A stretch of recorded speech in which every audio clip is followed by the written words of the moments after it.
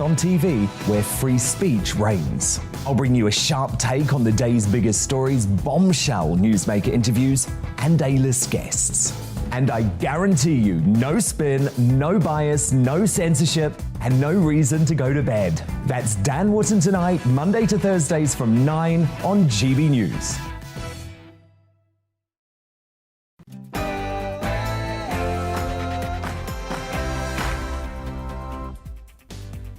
Good evening, welcome along to Neil Oliver Live on GB News, TV and on radio. Tonight I'll discuss whether or not there is a climate crisis with two men with very different views on the subject. I'll be joined by a military historian to look back on the Battle of Waterloo on the anniversary of one of Britain's greatest military victories. Plus, I'll meet a Great Briton, a man who has survived leukemia and is now on a mammoth cycle ride to raise money for a blood cancer charity. All of that and more coming up between now and 8 o'clock, but first an update on the latest news from Ray Addison.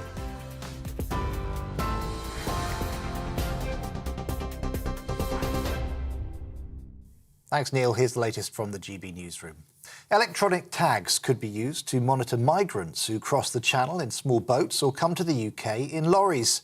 Under new government plans, adults requesting asylum will be placed on immigration bail as part of a 12-month pilot scheme in England and Wales.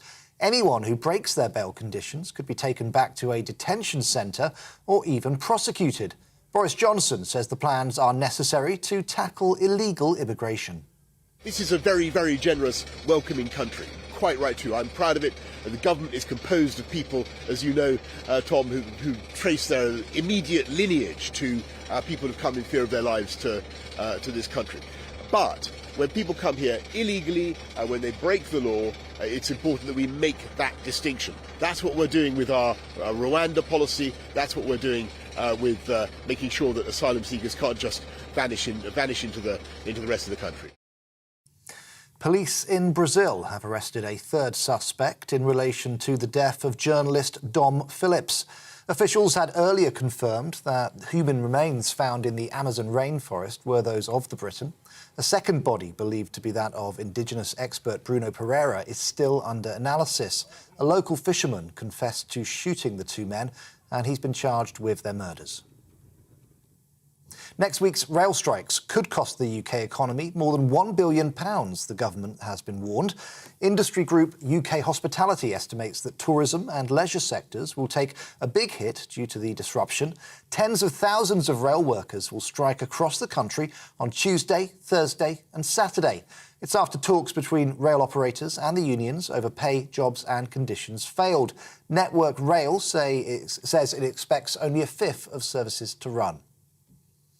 Hundreds of protesters have gathered in central London this afternoon, demanding government action over the rising cost of living.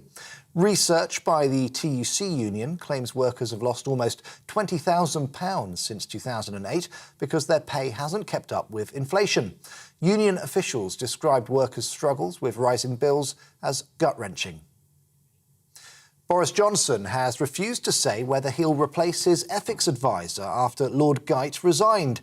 In a leaked letter, the former advisor on ministerial interests said he couldn't be party to advising on potential law-breaking. When asked this morning about the future of the position, the PM refused to confirm whether he'd keep the role. You're ahead of me, Tom. So, but on I have to say, it's what your spokesman told us all earlier this week, that you were considering changing the way that ethics were run in Downing Street. We're looking at what we can do to make sure that we have a sensible way forward on steel tariffs. Boris Johnson says he hopes Ukraine can host the Eurovision Song Contest next year. After returning from a surprise trip to Kyiv, the PM said Ukraine deserves to host the event as it won this year's competition. The BBC is reportedly in talks with the European Broadcasting Union about hosting the event due to the conflict in Ukraine. And the President of the United States has been filmed falling off his bike during a ride in Delaware. Joe Biden was riding with his wife when his foot got caught and he lost control and tumbled onto the ground. The security services were quick to react and help the 79-year-old get back on his feet. On TV, online and on DAB Plus radio, this is GB News. Now let's get back to Neil Oliver Live.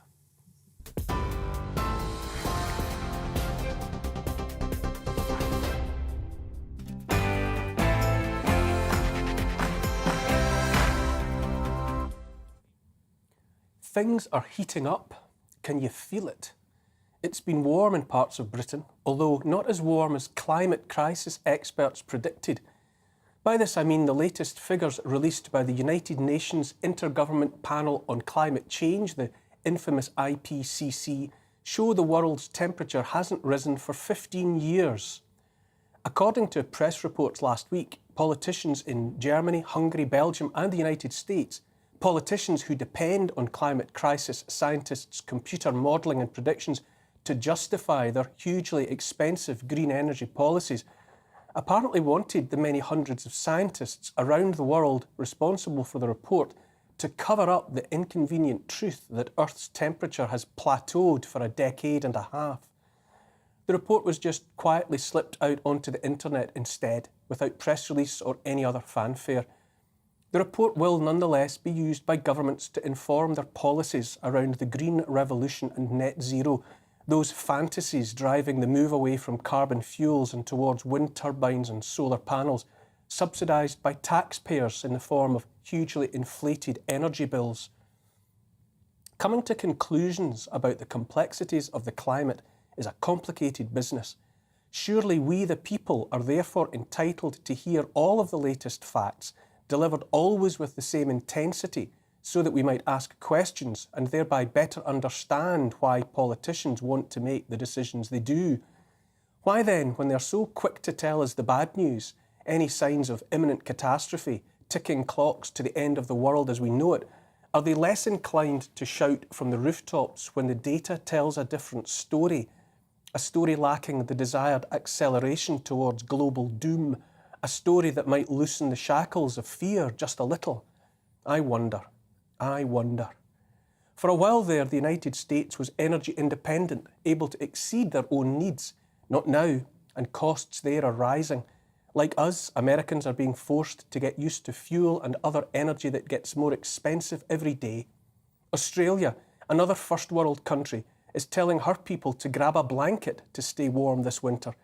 Last week, consumers in New South Wales, which includes Sydney, and also Hunter Valley, a hugely rich source of coal, were told to save energy by turning out the lights and using their white goods, washing machines and the like, only in the evening to avert the risk of blackouts. Australia ships coal to China and elsewhere in massive quantities. She's also one of the world's largest producers of gas. But while that resource is also still being exported in vast quantities, Australian homes seem destined to get colder and darker.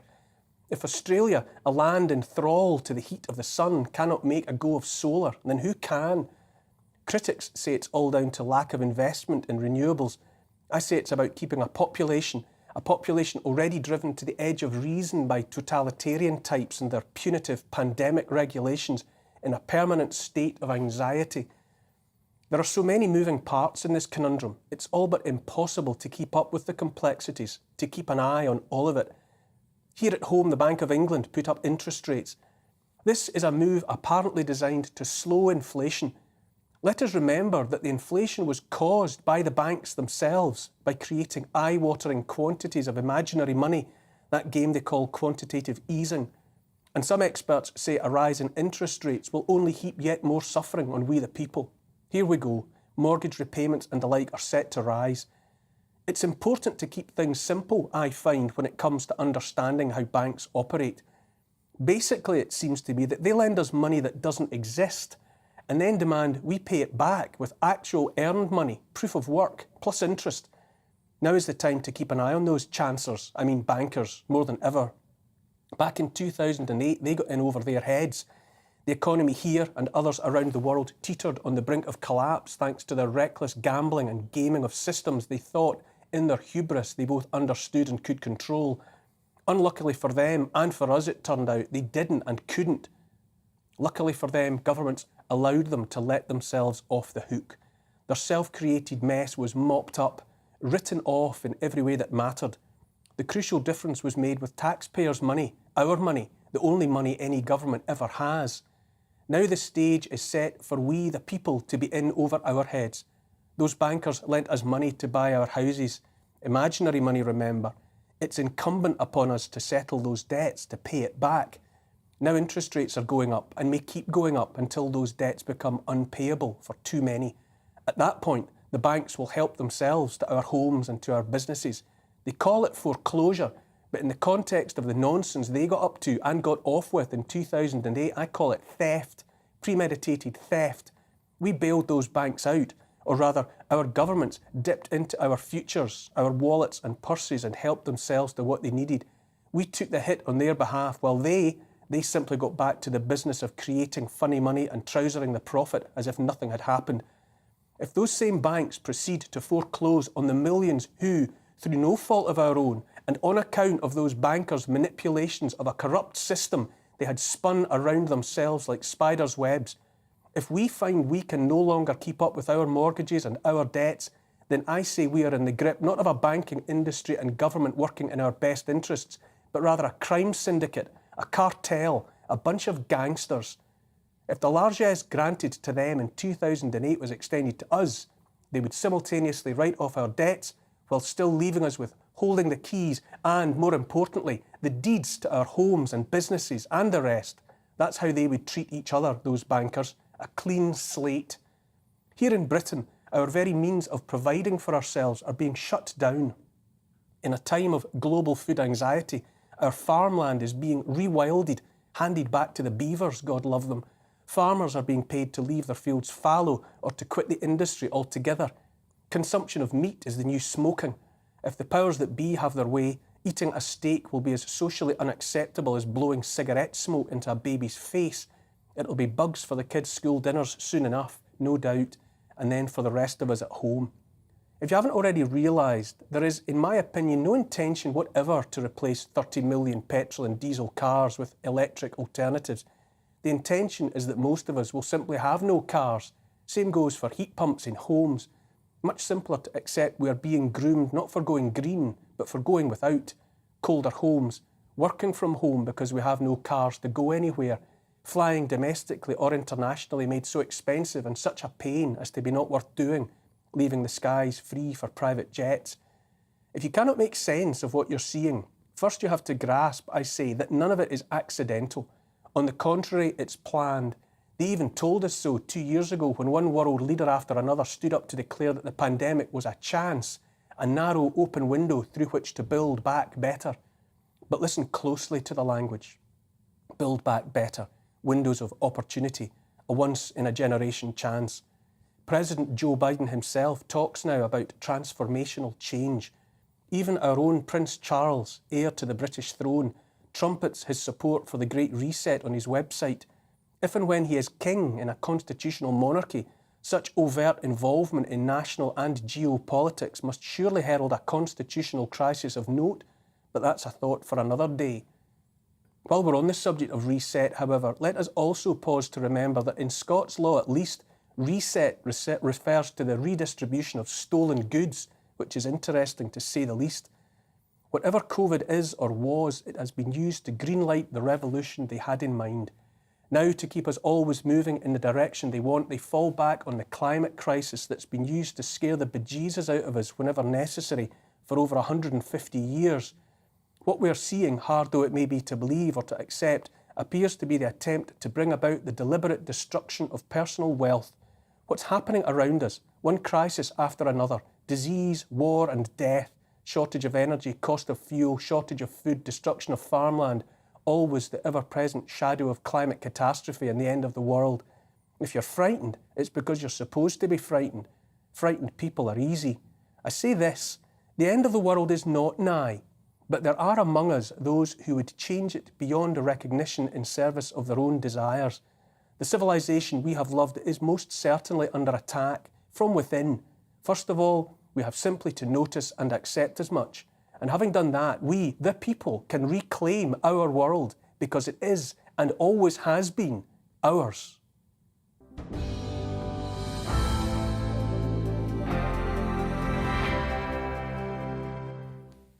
All of that's my opinion, of course, and you're free to disagree. keep your tweets and emails coming through the show. You can email gbviews@gbnews.uk. You can tweet me as well, @gbnews. I'll try to get to some of your comments later in the show if time allows. I'm delighted to say that joining me in the studio this evening are two very familiar faces. Lord Taylor of Warwick, who's been a member of the House of Lords since 1996, and also consultant surgeon Dr. Tony Hinton, another friend of the show and of the channel. Lord Warwick, is it time for politicians to stop winding everyone up every minute of the day? Well, we need government. Leadership is about, well, a true leader is a healer. And I'm always concerned when we have so-called wedge policies. Politics should never drive policy. And I'm just concerned at the moment that there are certain policies that politically seem attractive, but they won't actually work. But the government wants to show it's doing something. By which do you mean? Which are those policies you say won't work? Rwanda, maybe? On the surface, it seems very attractive. You know, send them away to Africa. But it's going to be very, very expensive. Will it work?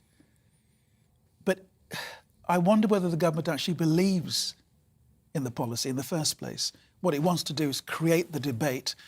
There are the northern seats, the red wall seats that need to be pacified. Look, we're doing something about these immigrants.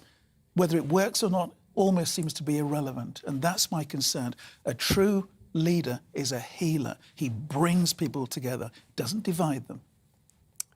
Tony Hinton, when even the heir to the throne is talking about the Great Reset, is it time to abandon any ideas that it was a conspiracy theory and just accept it as fact? I mean, the problem is that the heir to the throne and the second in line to the throne tell us one thing, but then they do another. So they talk to us about how we have to all change our lives and tighten our belts and reduce the amount we fly, but then they go everywhere in a private jet.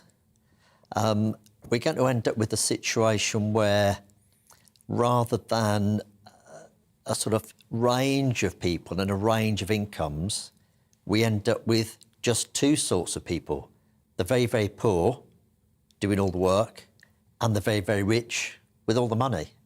And it seems every between they want to basically try to get rid of. What about that, Lord Warwick? What motivates someone to be so obviously saying one thing and doing another? Is it tone deafness? Is it inability to read the room? Or is it, on the other hand, choreographed to rub noses in a new reality? Well, I'm concerned that in the world, especially the first world, that we're having a difference now between the have-nots and the have-yots, as it were. We don't know what Prince Charles really said. We know what the media says he says. All I know is that, and I've met the royal family, they're in a very difficult position. They're not politicians. They have their own views. He is not the king. He's entitled to express his views, and I respect his views. But what about flying? What about lecturing about the need to do this, that, and the other to save the planet and cut emissions? I do understand and then that, but immediately jumping into. But what should he do? Swim across the world? I mean, it's about balance, isn't it? There's a tone deafness there, isn't there? I don't agree with that, because if you're a leader, you do have to travel around the world. Most of us don't have to travel to different countries every month. But if you're a true leader, you do. It's about balance. It's about saying, look, I'm going to try to do my best to do what I say, but I also have duties to fulfil. So let's have some balance here. Tony, wouldn't it, given the technologies that we have at our disposal, even if it was only window dressing, wouldn't it make sense for the likes of Prince Charles, Prince William, whoever in those positions, to use the technology to conduct their meetings? But they do. Yes. They use Zoom. Partly that, but also they could fly first class rather than a private jet, which is still very expensive and something that probably none of the rest of us here have ever had the chance to do, but would reduce their carbon footprint by about a factor of 30 for a transatlantic flight. So I think it's, on their part, it's a lack of insight into what they're doing because they live in a completely different world. They don't have the same problems as the rest of us. They're surrounded by people whose business it is to consider how things look. Surely someone in their inner or wider circle says, you can't really lecture about flying and then be seen to get in a private jet. You would think so. It just doesn't look good. No, it doesn't look good. So there's a certain amount of it that's just, I suppose, we call it hypocrisy. I understand what you're we? saying, Neil, but Prince Charles isn't going to swim to Rwanda, is he? He's going to have to go by plane. So let's just be realistic about this. He's going there, I think, this coming week. Was net zero ever viable? You talked earlier about policies that you thought were to be seen to be having a go at sorting a problem, but without really having the heart to think they would ever work. I think that's the problem. Net zero, I don't think, is viable. So we measure people by these unrealistic targets. It is about balance and degree. Leaders have to travel around the world. They can't swim around the world or walk around the world. If they're doing it every day, of course, hammer them. But let's just have some, respect for leaders who have to do things. Tony, it's my contention that we're being shown something and told something, that we're being told that our world is being changed, whether we like it or not, and that it has been an incremental attritional process, starting before COVID, but certainly ramping up during and in the aftermath of COVID. All the one crisis after another seems to be coming down the line at us, with ever-increasing rapidity. Is it a conspiracy theory of mine, or does it feel like we're being pushed? No, I think there are always groups that will have wanted to do that. So you look at the World Economic Forum, you look at the Bilderberg Group, there are always groups of rich people and connected people that want to impose their will on the rest of us. But I don't think they'll be able to do that for two reasons, because it'll become more and more obvious that that's what's going on and people won't put up with it, for one. And also, they will fight amongst themselves because each of them will want to be the top dog. And they can't all be. And also, maybe the third thing is there's a lot of incompetence. Well, I have you here, Tony, what do you make? You've been very outspoken on the subject of vaccines, especially vaccines for children. Yeah. And this week we hear the news that the FDA and the CDC in the United States are going ahead with vaccination for babies and up. How do you read that? Yeah, down to 6-month-olds. I mean, there are lots of things about the COVID that have concerned me, from lockdowns, and lots of the economic problems that we've got now are due to the lockdowns that we've had in the economy. The lack of being open about early treatments like ivermectin, the lack of natural immunity being accepted. But the thing that always struck me as the worst thing about this COVID situation is when it was suggested that children were to be vaccinated. Children are still growing, their bodies are still changing. We know certain complications of these vaccines, like myocarditis and blood clots things. We've no idea what the long-term complications might be in a growing body. And in the last 48 hours, these vaccines have been improved in the United States, both Moderna and Pfizer, down as low as 6 months. Now, it's really concerning to know why that was done, because when you actually look at the data from the trials, the data quite clearly showed the children in the vaccine group were more likely to catch COVID than the children that didn't receive the vaccine. The whole that's just lockdown policy crazy. is driven by fear, not faith. Now, Dr. Fauci was also being questioned in the last few days in Congress by various senators. And he was asked two things. He was asked, did he have any evidence that these vaccines for these young children would prevent deaths or hospitalisations? No, he didn't have any evidence for that, because that's not what the trials have been done to show. They've just showed maybe slightly fewer symptoms. And the second thing he was asked is, the people on the vaccine committee that approved it, have any of them received money from vaccine manufacturers? And he refused to answer that question. He said the law in the United States is that they didn't have to declare royalties. Well, they obviously could declare them if they just wanted to be open, but they don't have to legally, which I just find astonishing. It was all driven by fear.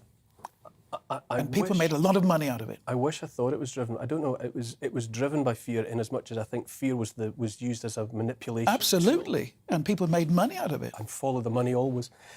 We'll have to move on though after the break. At the end of a week when the UK had its hottest day of the year, I'll discuss global warming with two people on opposite sides of the argument. See you in a couple of minutes. Don't go anywhere.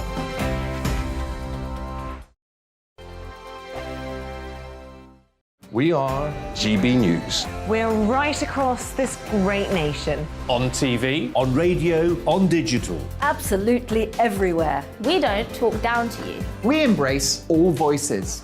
With honest and civilised conversation. We're not part of the establishment. We're one of you. And we're only getting started. Join us on GB News, the People's Channel. Britain's news channel.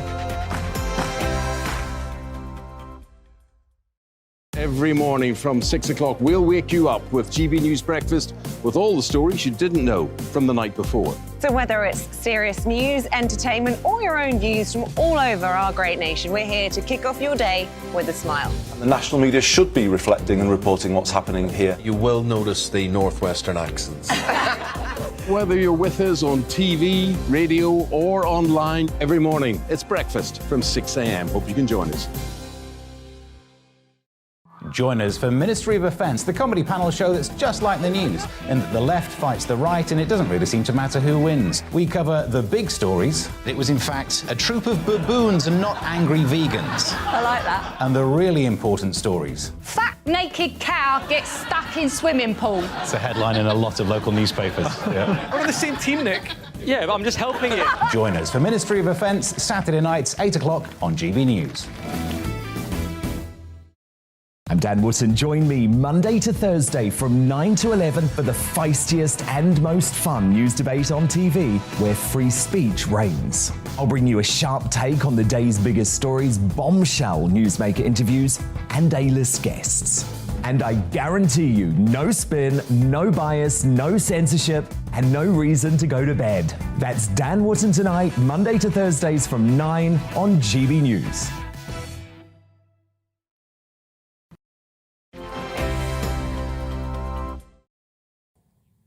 Welcome back to Neil Oliver Live. Before I go any further, I should get to some feedback via social media, as promised. Andre said, today President Macron has banned outdoor events because of the heatwave here in France. Is this the first follow-up to the excessive government measures during the COVID lockdowns? A dangerous precedent has been played out. Clive says, well said, Neil. These bankers are financial terrorists and they haven't finished with us yet. It's time to take a stand while we still can. Charlie says, talking great sense, our politicians are not leaders. The real ones in charge are the WEF, banks and the Trilateral Commission. And Mike says, this is the biggest wealth transfer that has ever happened. Bankers have long since been an enemy of the people and states. So, strong feelings expressed there. There was a news story this week about base camp at Mount Everest having to move down slope to get away from dangerous ice melt attributed to global warming. Also this week, another story reported, quote, off the scale, end quote, warming of the Barents Sea in the Arctic, bringing warnings of faster and more abrupt climate change. On the other hand, an international group of leading scientists have published a report indicating that global warming has slowed, and dramatically, during the last 20 years at least. Climate crisis is one of the defining stories of our era. But should the so-called settled science debate be reopened to take account of those scientists, and there are a lot of them, who want to ask more questions? I'm joined now by former MP Lembit Opik and also John Grant, Senior Lecturer at Sheffield Hallam University. Good evening to you both, gentlemen. Hi. Good evening. John, if I might start with you, is there room for continued discussion of this monumentally important subject in light of an IPCC report acknowledging the planet has not got warmer at all since 1998? I'm not sure if it was the IPCC that said that, was it? I mean, the Met Office is saying that the last 10 years are the warmest 10 years ever recorded. So I don't recognise that data. The latest IPCC report acknowledges that there has been no warming since 1998, that the warming that had been being measured has plateaued. Am I right in saying that, Lembit Opik? Yeah, it seems to me that's the case. And but the Copernicus data out of our satellite data is showing us at 1.2. If I could just let Lembit respond to that. The big picture here is it's got a bit warmer since 1850, which is the end of the Little Ice Age. That's not really in dispute. But it's not even as warm now as, I'm sure you'd agree, you're a learned person, not even as warm now as it was in the medieval warm period or in the Roman warm period. So whatever we've got now is actually cooler than what's been recorded in human history and in the UK. You know that it was warmer in Britain when the Romans were here, or are you going to deny that? No, I'm going to deny that. I'm just going to say that we are a little bit warmer than we were in the medieval warm period. The data it shows that. It does. It was warm then, but when you look at that, it was in the Northern European area. If you look at the world as a whole, the average temperature of the planet wasn't warmer, but it was warmer over Europe. So you have to look at this as a global. You said the big picture, and the big picture is that it wasn't that much warmer. It was a great deal cooler in other parts of the world at that time. Okay, let's say you're right. Let's say you're right.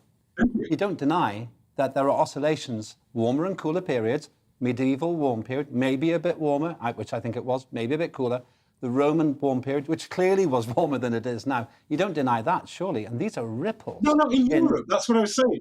In other parts of the world, it was cooler, so the average temperature was about the same. You can't just pick, you can't just cherry pick when you look at this data. You have to look at the world, and the world is warming.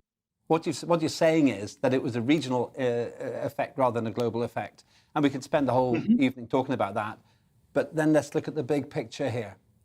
What caused the Ice Age? What caused clearly much warmer periods on planet Earth before human beings were here making CO2? And how on earth can the tiny contribution that humans are making to CO2, which at most is maybe 3.5% of the increase, be responsible for this change? Explain. John, just before you respond to that, can I just say, as the non-scientist here, listening to you both talk, it seems clear to me that this is still a very active debate, as it should be. So, John, in that context, ought it not be the case that the so-called settled science it should no longer be accepted as settled, and for the good of us all, as would seem to be indicated by the enthusiasm of both of your contributions to this debate, we should reopen the debate and consider both sides?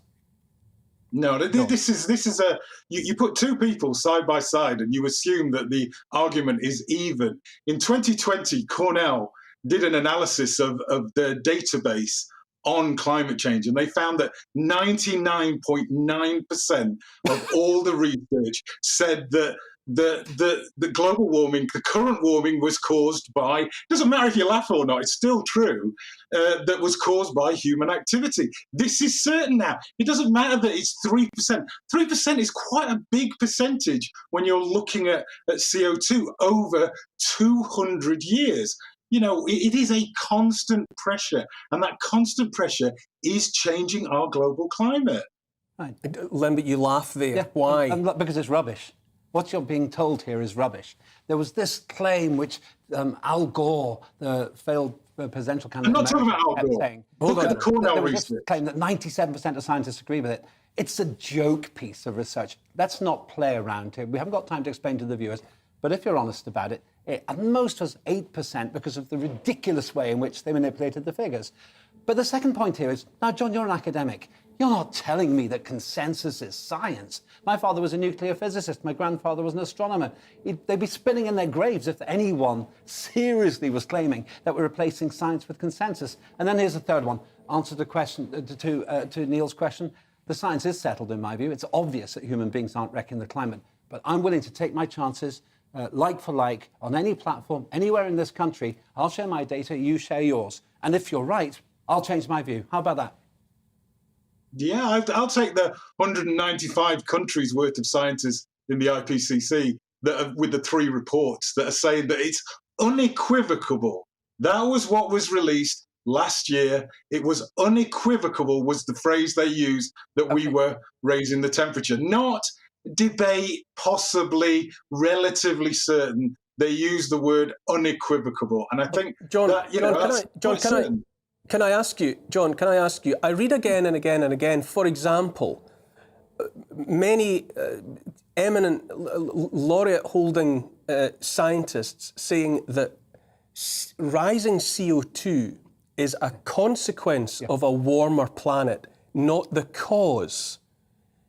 Now, I appreciate there's no consensus view there, but many, many voices say that CO2 rises because the planet's warmer, that the CO2 is not warming the planet. Now, how would you respond to that, given how eminent some of those the reason they say that, and it's real, is because historically that has been the case. So slight movements of the Earth's orbit, increases and decreases in the sun's output, have caused the Earth to warm in the past. And that resulted in then an increase in CO2, which then created a cascade event, thereby warming the Earth. So we have these analogues that we use to that. But this time, since 1850, or possibly a little bit earlier, when we decided to release the carbon that had been stored over millions of years, we now are that natural process that historically was done by nature.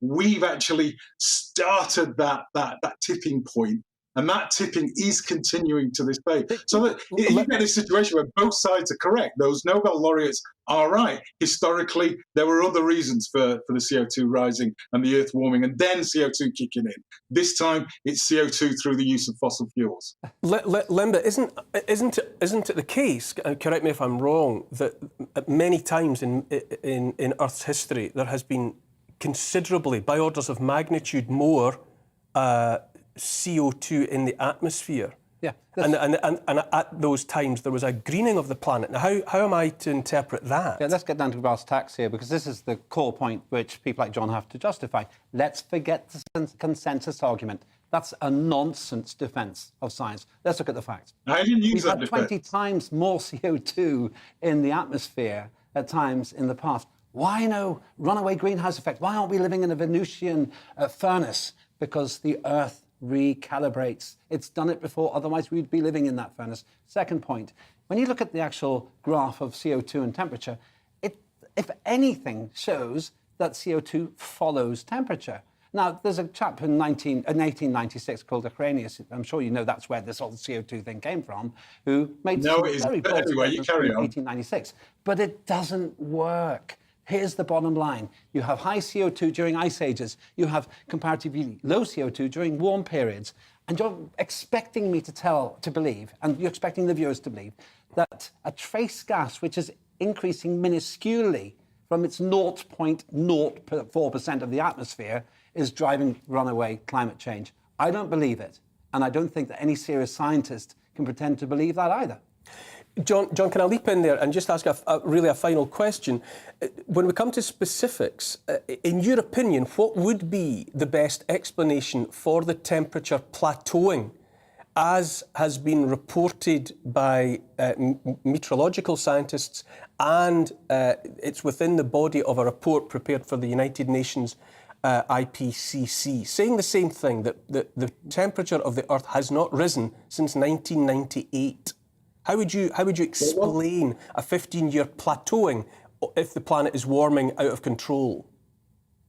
Right. Okay. Firstly, the CO2 argument. Right. The fact that it was hundreds of times higher in CO2 previously. Please remember that historically, when CO2 raised in the atmosphere, it would take 100 years for a single part per million to rise, which gave the biosphere chance to adapt. We're now raising CO2 upwards of 3 parts per million per year. So it's like 300 times faster, that change. And so that's what's the problem here, is the speed of change.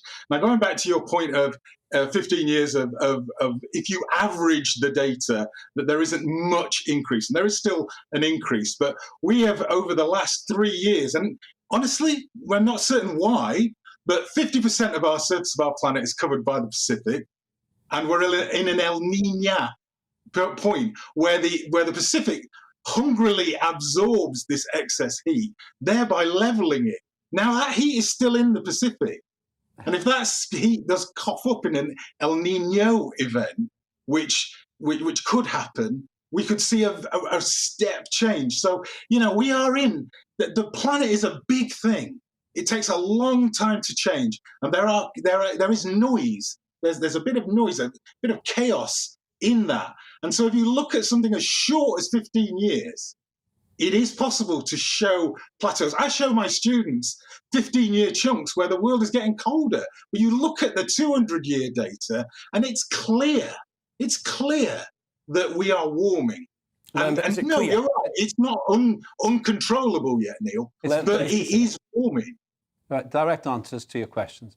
Yes, it's clear it's got a bit warmer since 1850, because that's when the Little Ice Age ended. Not a disputable point. Yes, it's also clear that there are ripples that go up and down, gets a bit warmer, gets a bit colder. And I think that it's also pretty clear that there are huge waves in our climate. What causes it? The sun gets a bit warmer, gets a bit cooler. Something complicated called the multi-decadal oscillations, the way the oceans work, that makes a difference.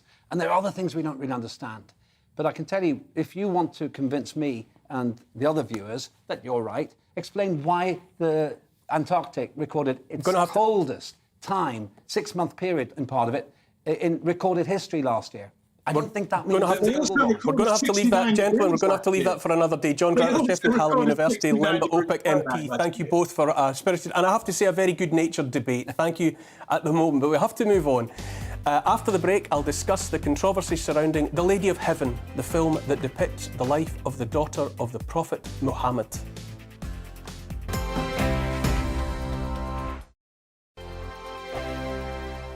We are GB News. We're right across this great nation. On TV, on radio, on digital. Absolutely everywhere. We don't talk down to you. We embrace all voices.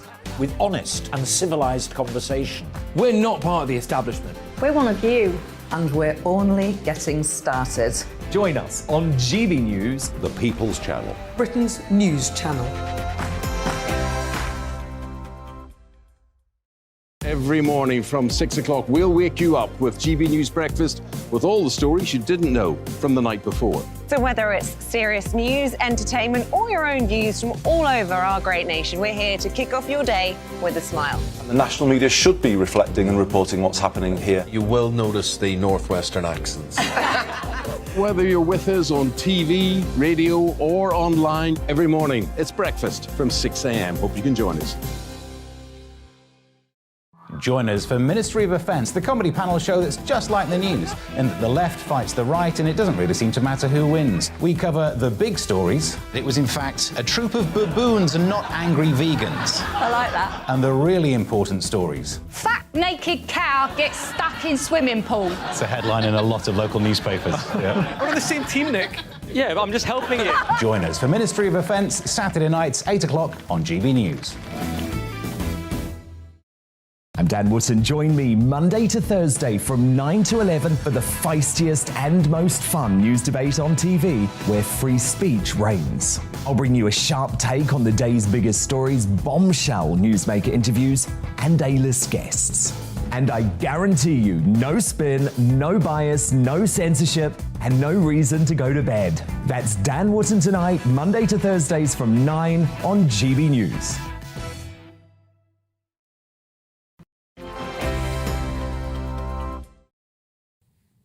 Hello and welcome back to Neil Oliver Live. A film depicting the life of Lady Fatima, daughter of the Prophet Muhammad, has caused uproar in recent weeks. Some cinemas have pulled the film, prompting the response from others that to do so is to compromise freedom of the arts and freedom of speech and to submit to a threat to democracy itself.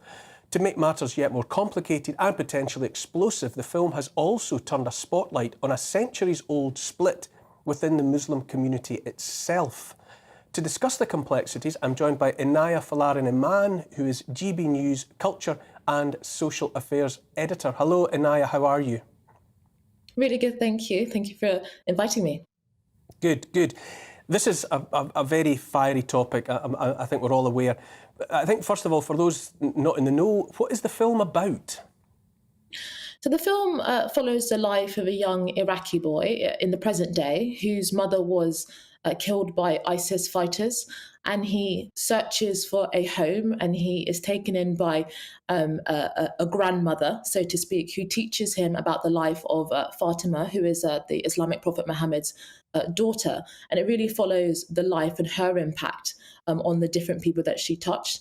And the film essentially argues that she was the first victim of terrorism. And as you said within your introduction, it kind of shines a light on some of those centuries-old complexities that divide Shia, which is the minority Islamic denomination, and the Sunnis. And that's where some of the tension starts to come in, and what has caused a lot of the controversy. So, given that it's this split between Shia and Sunni, and it's the Sunni who are upset by it, what is it specifically? And clearly you're using a word and you're suggesting the film suggests terrorism. Is that the root of the upset? Yeah, so the narrative promoted by the film is one that is promoted by a particular cleric called Yasser al-Habib, and he is controversial in some quarters, but he undoubtedly represents a section of Islamic school of thought. And I think originally when this controversy came about, many people assumed that it was because of the depiction of the Prophet. So in a lot of schools of thought within Islam, particularly the Sunni section of Islam, many of them see it as blasphemous and unacceptable, or haram, as it might be described amongst the Muslim community, to depict the Prophet. But actually amongst the Shia, it is something that is much more complex. So in India, in Iran, and some other denominations also in Turkey, they are okay with it. But actually, it wasn't necessarily the depiction of the Prophet Muhammad that caused the controversy. It was the narrative of the fact that when the Prophet Muhammad died in the 7th century, there was a whole upheaval about who should succeed him. And because he never particularly said that this person should follow on as the caliph, which is the leader of the Islamic community. And that is where there is division between Sunnis and Shias about who should have actually taken over as the leader of the Islamic community beforehand. And I think it has shed a light on some of those sectarian divisions that has caused real-world violence in many parts of the Middle East and Muslim-majority countries. And we have seen some of those sectarian conflicts play out in the UK as well. And I think one of the things that's been very important and telling is that there is no one view amongst the Muslim community. So oftentimes when we have controversies about free speech and blasphemy, we're told, well, actually Muslims find this offensive. But that's not necessarily true. The narrative is promoted by a Shia Muslim. The executive producer is also a Shia Muslim. And therefore, what is argued within a liberal framework is that we should have freedom of speech and tolerance for all, so that they can have those debates out in the public square and no one should be censored. Because if you do then censor, then you are effectively endorsing a sectarian viewpoint, which is a Sunni viewpoint, that no one else should have a different view of Islam, when actually it is clearly a very live and important debate amongst Muslims even themselves.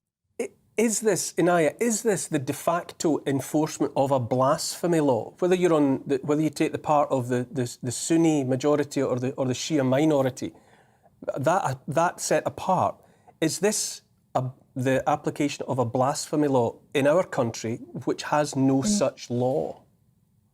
Well, I think this is very much what many people have been arguing. So Cineworld, one of the cinema chains that originally screened the film, capitulated to the several mobs that had assembled across the country, Bradford, Birmingham, and many different parts of the country. And actually there was one video that circulated on the internet where one of the managers effectively said to the mob that we agree with you.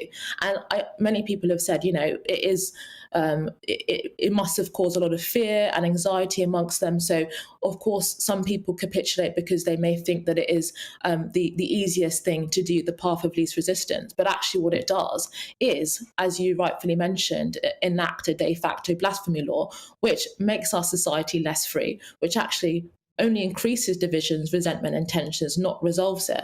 And actually means we're deprived of having really important conversations about history, religion, and these complexities that are actually very fascinating. But it is still being screened, apparently, in View cinemas. I have been trolling the internet to find out where it's been screened, and I did attempt to actually go and watch it last week in the View cinema not far from me, but there was police there, and that's actually how serious it's got, where police had to be there, and they had cancelled the screening in View.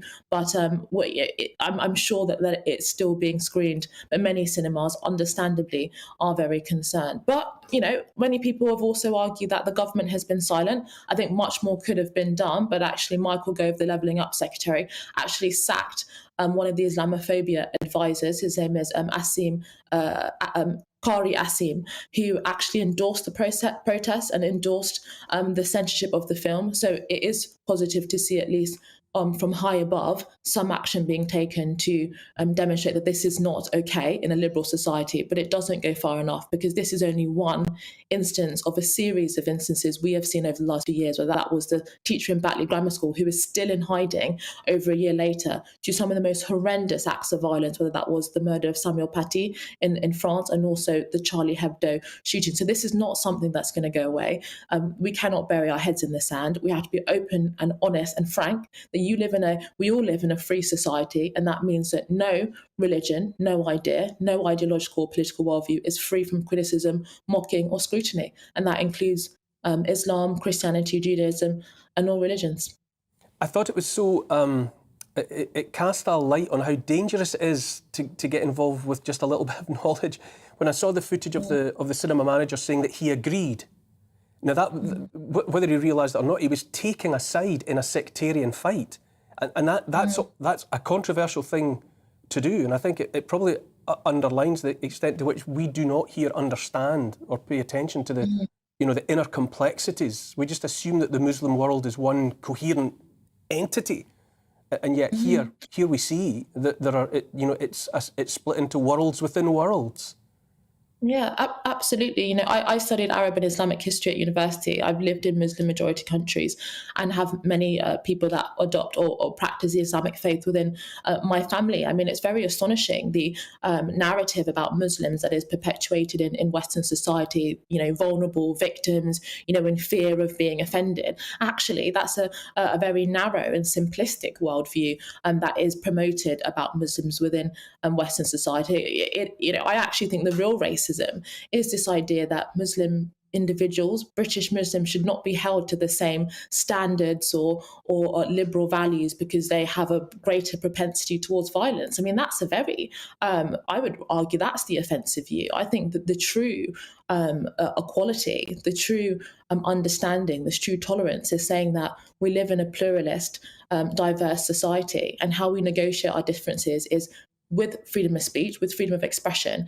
democratically, and no organisation or no institution should capitulate to a mob, because that makes our society much less free. And so, yeah, it was very unfortunate to see the cinema manager effectively endorsing it, when I've seen some of these videos where there's been individuals effectively almost, creating a real culture of intimidation. There was one video where he said that we will lay down our lives, we're trained from birth, and you cannot disrespect our prophet. This is rhetoric of intimidation, and that is not acceptable. And in no way should anyone be capitulating to that kind of arguments or mentality.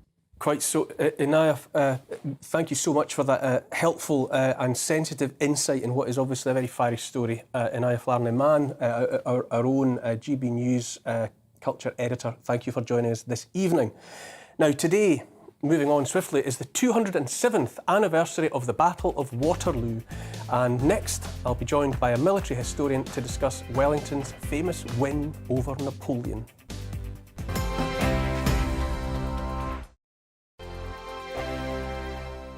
We are GB News. We're right across this great nation. On TV, on radio, on digital. Absolutely everywhere. We don't talk down to you. We embrace all voices.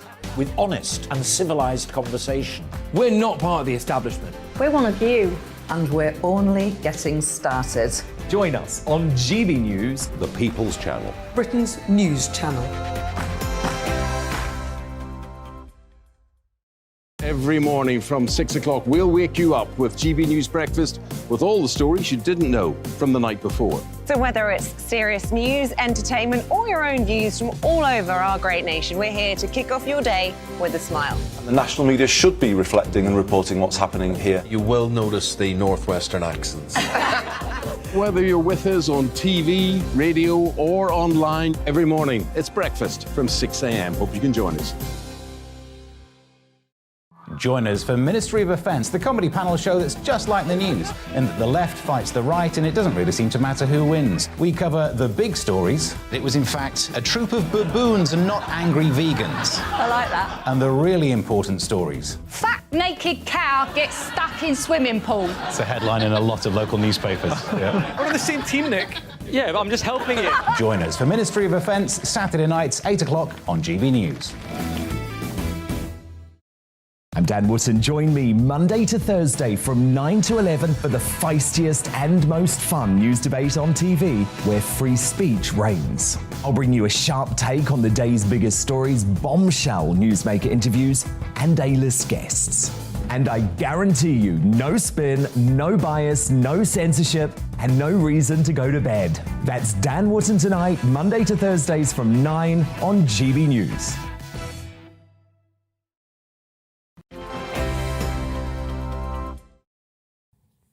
Welcome back to Neil Oliver Live.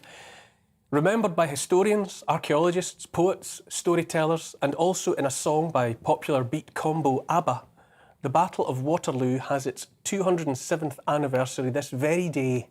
Fought in modern-day Belgium over farmland around 9 miles south of Brussels, it was the end of the line for Napoleon at the hands of Britain's Duke of Wellington and von Blücher, commander of the Prussians. More than 2 centuries after that momentous day, still the name of Waterloo resonates for many.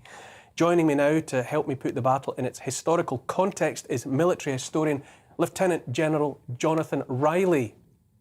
Good evening, sir. Hello, Neil. Thank you for asking me. It's a pleasure to be with you.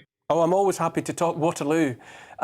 Why, for those less obsessed, why does the name Waterloo still resonate so strongly after more than 200 years? Well, I'd offer you two thoughts, if I may. The first is that for the British anyway, it was far bigger than anything else that they had experienced throughout the whole 20 years of the Napoleonic and Revolutionary Wars. The really enormous battles had taken place in Central Europe and in Russia. We'd been engaged largely in Spain, also in the Low Countries. But this was something, and this was a battle that was beyond the experience of pretty much everybody on the field, at least in the British and Dutch-Belgian armies there. And it created a folk memory that stayed around until the First World War.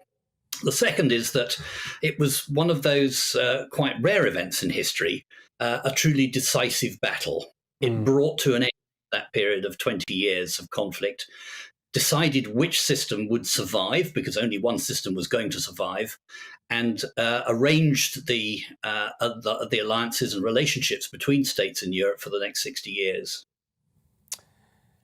How much of a figure of fear for Britons was Napoleon at that time? Well, he was certainly... Well, the war had been declared after he escaped from Elba. Not against France, but against Napoleon personally, the great disturber.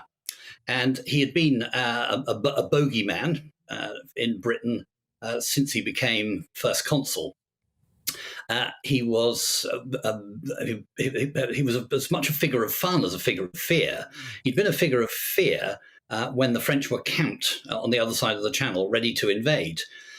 But that had disappeared, and as the British Army did well in Spain, he became more and more of a figure of fun. And when we get this notion of Little Boney in the cartoons of Gilray and others, where he's prancing and posturing, and he looks small because he was often figured along with very tall guardsmen in bearskins of the Imperial Guard, but he wasn't little. He was actually slightly above average height for the time.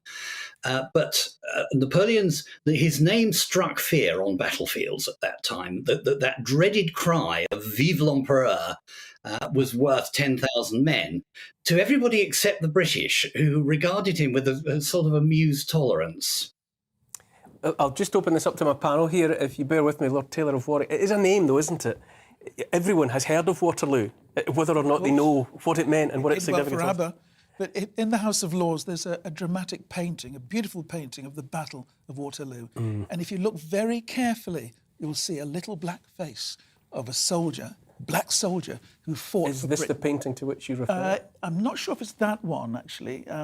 You'll have to show more of the painting for me to see it. Yeah, it's different paintings, different painting. But there is a black face, because many black soldiers fought for Britain against Napoleon, and that's something that's not widely known. Fascinating. Tony Hinton, it's one of those names that never goes away, isn't it? 270 years on, and it's instantly familiar. I was always very disappointed when they moved the Eurostar terminal from Waterloo to St Pancras. just to let bygones be bygones, I suspect. You said earlier there that the significance, what is, in a nutshell, what is the historical significance for us of the Battle of Waterloo today? I think it was the culmination of 20 years of military and economic endeavour, and it made Britons think very well of themselves. And I ran across in my reading around it, and I've known for some time about the fact that in the aftermath of the battle, bodies were dug up and the bones returned to Britain and elsewhere to be ground down for fertiliser for the fields, which is quite an astonishing footnote, I would say, given the way in which, since the First World War at least, we have learned to revere our hallowed dead. I've heard that, but whether or not it's true, I'm not sure. There are plenty of accounts that say for years after the battle, there were skeletons, there were bones everywhere. And the first museum of the battle was set up by a sergeant major within a couple of years. But there are all sorts of myths and legends and stories that get generated in the aftermath of a big event like that. So I can't tell you whether that's true or not. What about the story of the Waterloo Teeth? I've heard it said that the best place to get replacement teeth at that time was from the healthy skulls of fit young men who had died in battle, and that such was the glut of available teeth. They've gone down in history as Waterloo Teeth. Have you heard of that one? Well, that may well be true, and certainly it was not unusual after battles throughout this period and earlier for teeth to be extracted and used in that way, because of course there was no means of making effective ceramic equivalents. So if you wanted false teeth, it had to be real. It had to be real ones, and rather than use a horse's teeth, why not use somebody else's who had no need of them any longer? Indeed, but it's still shocking stuff to 21st century ears. Lieutenant General Jonathan Riley, thank you for being with us this evening to remember one of the most momentous battles in British history. Thank you so much. It's just gone 7 o'clock. This is Neil Oliver Live on TV, online and on DAB+ radio.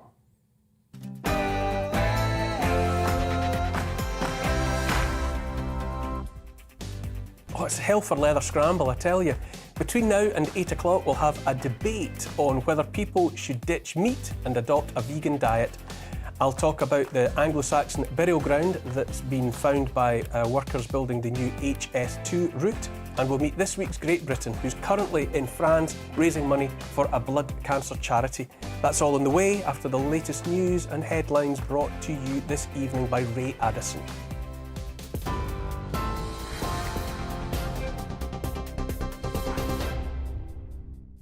Thanks, Neil. Here's the latest from the GB newsroom. Electronic tags could be used to monitor migrants who cross the Channel in small boats or come to the UK in lorries. Under new government plans, adults requesting asylum will be placed on immigration bail as part of a 12-month pilot scheme in England and Wales. Anyone who breaks their bail conditions could be taken back to a detention centre or even prosecuted. Boris Johnson says the plans are necessary to tackle illegal immigration. This is a very, very generous, welcoming country. quite right too. I'm proud of it. The government is composed of people, as you know, Tom, who trace their immediate lineage to people who've come in fear of their lives to this country. But when people come here illegally, when they break the law, it's important that we make that distinction. That's what we're doing with our Rwanda policy. That's what we're doing with making sure that asylum seekers can't just vanish into the rest of the country. Police in Brazil have arrested a third suspect in relation to the death of journalist Dom Phillips. Officials had earlier confirmed that human remains found in the Amazon rainforest were those of the Briton. A second body has now been identified as Indigenous expert Bruno Pereira. A local fisherman confessed to shooting the two men and has been charged with their murders. Next week's rail strikes could cost the UK economy more than £1 billion, the government has been warned. Industry group UK Hospitality estimates that tourism and leisure sectors will take a big hit due to the disruption. Tens of thousands of rail workers will strike across the country on Tuesday, Thursday and Saturday. It's after talks between rail operators and the unions over pay, jobs and conditions failed. Network Rail says it expects only a fifth of services to run. Hundreds of protesters have been gathering in central London this afternoon, demanding government action over the rising cost of living. Research by the TUC union claims that workers have lost almost £20,000 since 2008 because their pay hasn't kept up with inflation. Union officials describe workers' struggle with rising bills as gut-wrenching. Boris Johnson has refused to say whether he'll replace his ethics advisor after Lord Geidt resigned. In a leaked letter, the former advisor on ministerial interests said he couldn't be party to advising on potential law-breaking. When asked this morning about the future of the position, the PM refused to confirm whether he'd keep the role. You're ahead of me, Tom. So, but on I have to say, it's what your spokesman told us all earlier this week, that you were considering changing the way that ethics were run in Downing Street. We're looking at what we can do to make sure that we have a sensible way forward on steel tariffs. Staying with the Prime Minister, and Boris Johnson says he hopes Ukraine can host the Eurovision Song Contest next year. After returning from a surprise trip to Kyiv, the PM said Ukraine deserves to host the event as it won this year's competition. The BBC is reportedly in talks with the European Broadcasting Union about hosting the event due to the conflict in Ukraine. And the President of the United States has been filmed falling off his bike during a ride in Delaware. Joe Biden was riding with his wife when his foot got caught and he lost control and tumbled onto the ground. The security services were quick to react, helping the 79-year-old get back onto his feet. On TV, online and on DAB+ radio, this is GB News. Now back to Neil Oliver Live.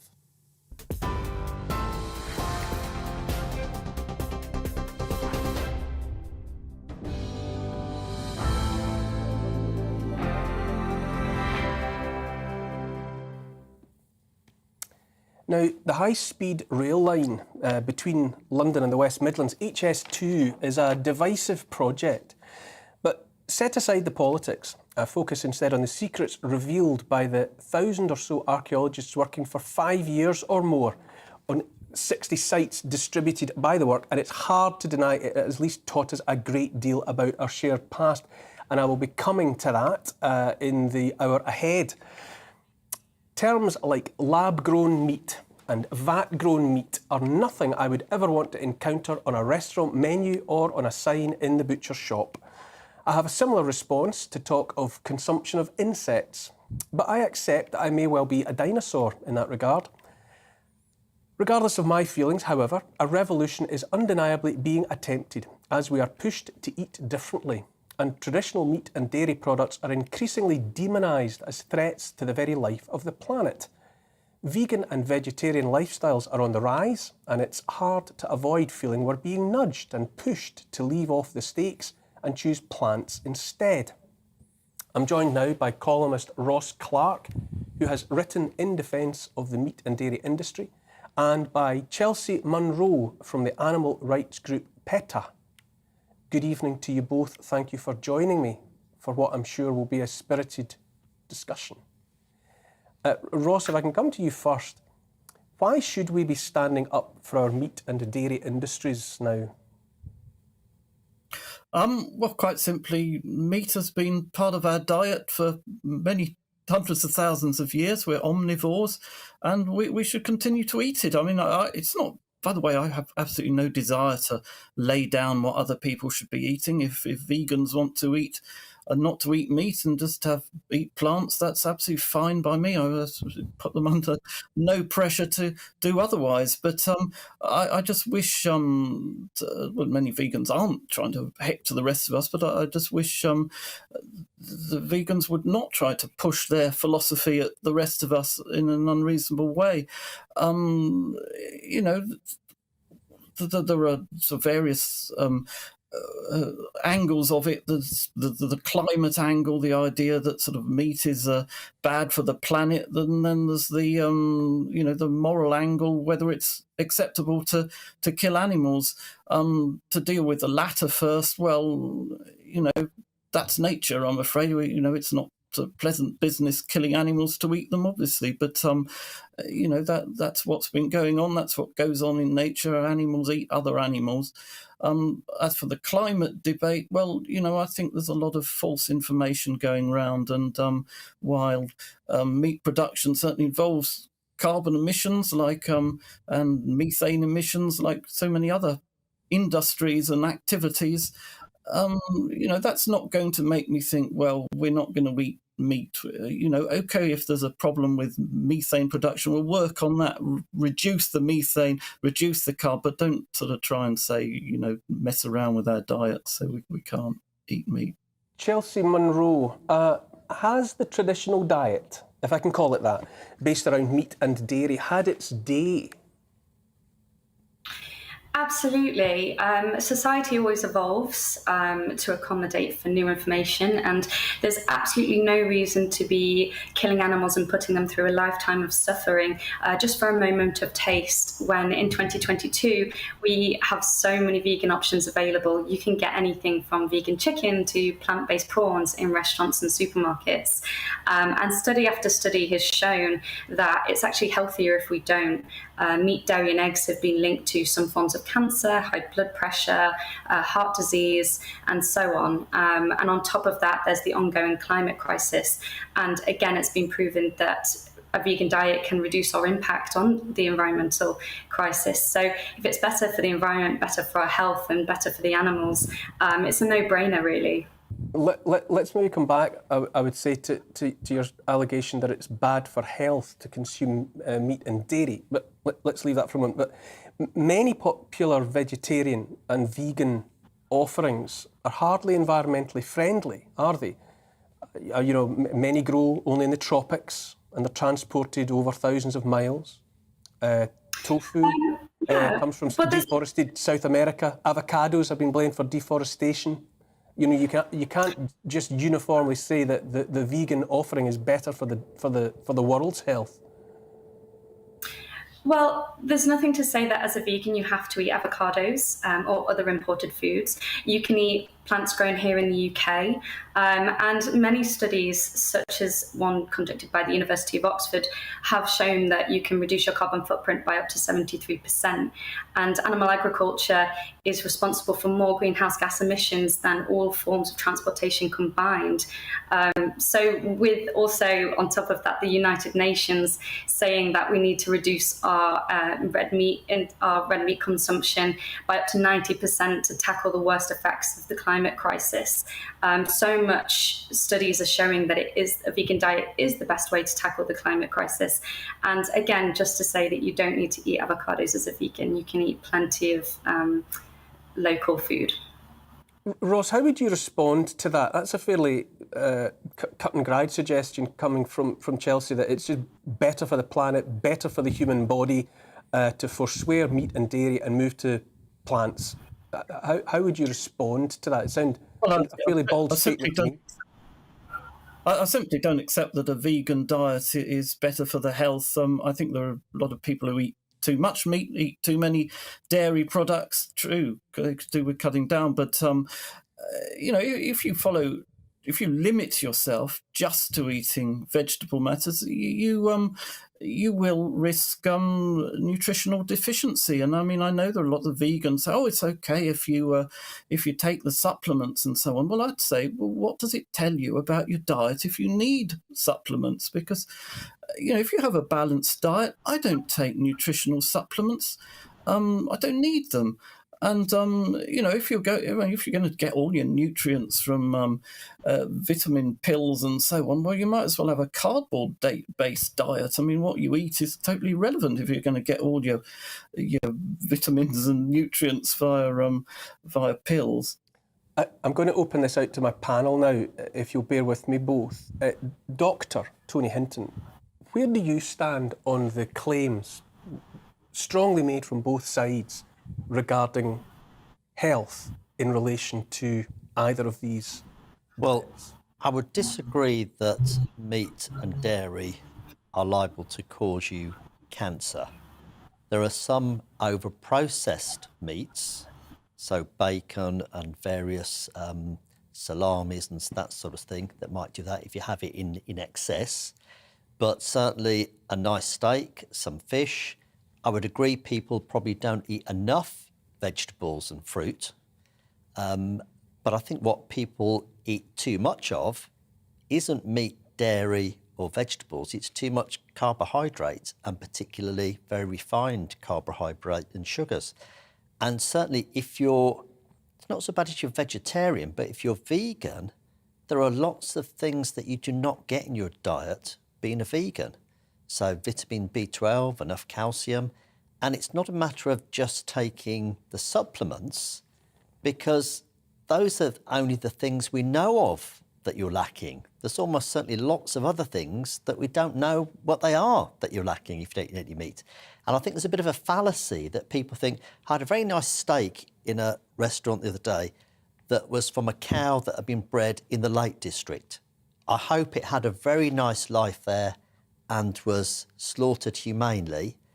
And I think some of the people on the vegan side think that if we don't eat meat, those cows will still be there, but they'll be kept like pets. Well, no, they just won't be there. So those cows won't have any life. Lord Taylor, what would you say?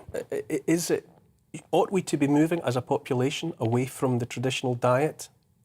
Do you think that the move to veganism, vegetarianism holds water and is the way ahead? It's all about a balanced, healthy diet.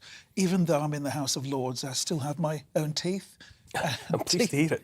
Teeth are designed for eating meat. God created the world so that man would have dominion over the plants and animals. So it's not a question of either or. It's plants and animals, but a balanced diet. My wife's from America. I go to America a lot. I met a very large gentleman from Texas who's convinced that a balanced meal is a hamburger in each hand. Well, he's nearly 80 years of age. I disagree with that, but it's about your own body and balance for you as an individual. Chelsea Munro, isn't the answer really about eating locally? I've always had a bit of a bee in my bonnet about the idea that we ought to be concentrating, whatever, be it meat and dairy or vegetables, plants, that you do the planet the necessary favour by eating close to where you actually live. Even if you eat meat and dairy locally, you're still contributing to the effects of climate change due to, say, the excessive methane gases that are released into the atmosphere. But also, I think one thing that we're forgetting here is it's not just about the environmental impact and our health, it's also about animal suffering. So if you think of cows, for example, on dairy farms, their calves are taken away from them 36 hours after birth, which causes immense heartbreak and grief to both the calf and the mother. And, that's something that we can't escape unless we go vegan. And I don't believe vegans, think that we want to keep animals as animal companions, but it is better if we let them live free from exploitation. So I think it's better to be vegan on all accounts. Ross Clark, what about that? What about animal welfare, and I think it would be hard to argue that against the idea that many of the animals have less than optimal lives in the service of our appetites. Well, maybe less than optimal. I don't accept this the idea that Chelsea's assertion that animals farmed for meat have a sort of suffering from the moment they're born to the moment they die.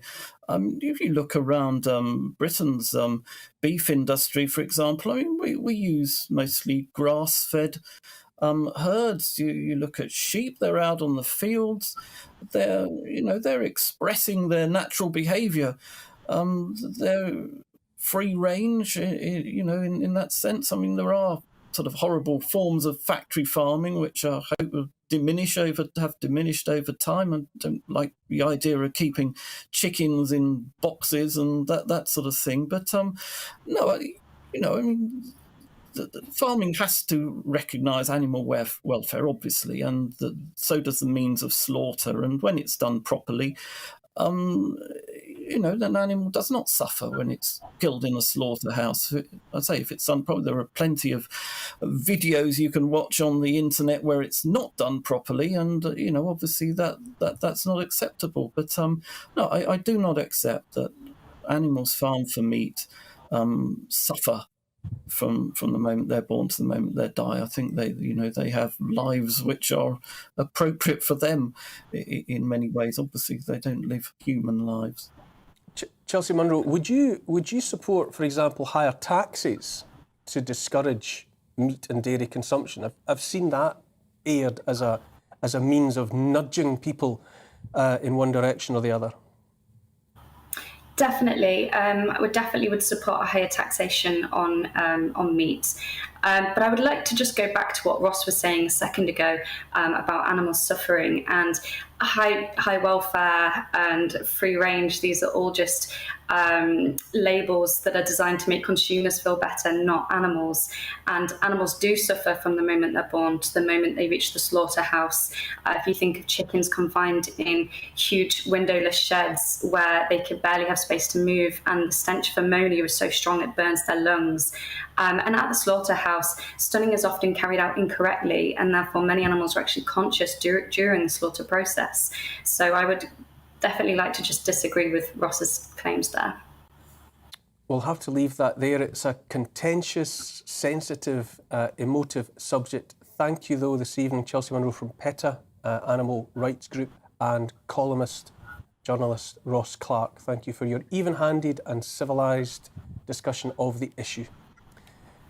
After the break, I'll talk about a recent report that says babies can suffer psychological trauma and wants the government to do more to help. See you in 2 minutes.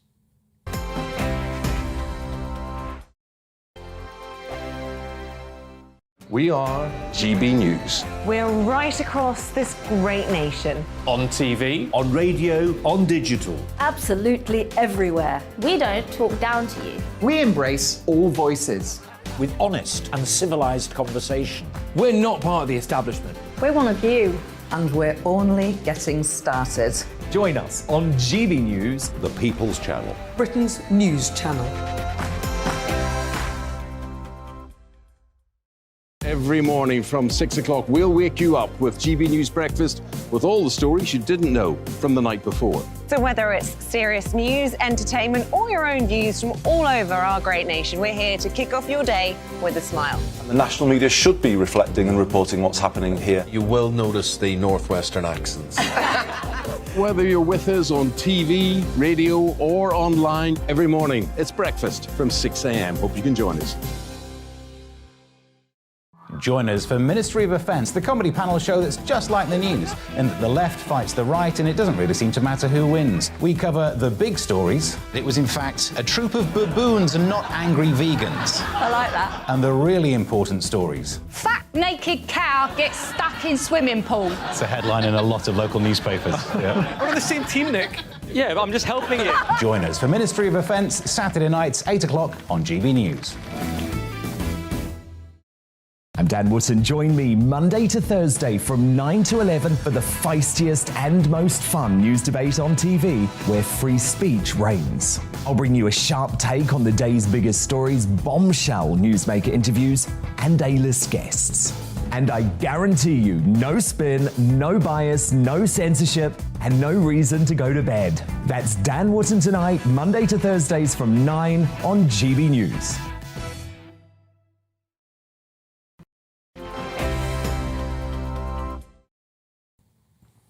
Welcome back to Neil Oliver Live. Now, if you're just joining us, before the break, we were discussing the pros and cons of vegetarian, vegan diets as against a traditional offering of based around meat and dairy. It's a subject very close to my heart. I'm very interested in diet, and I've decided that we can maybe keep this conversation going on a bit longer. Dr. Tony Hinton, how can it be bad for us as human animals to eat meat and dairy? How is that even possible, as was seemed to be being suggested there by one of our guests? Well, I think we were designed as omnivores, which means we eat meat, we eat vegetables. You can see in the arrangement of teeth that we have. And to get a good balanced diet means that you're getting all the minerals and vitamins that you need.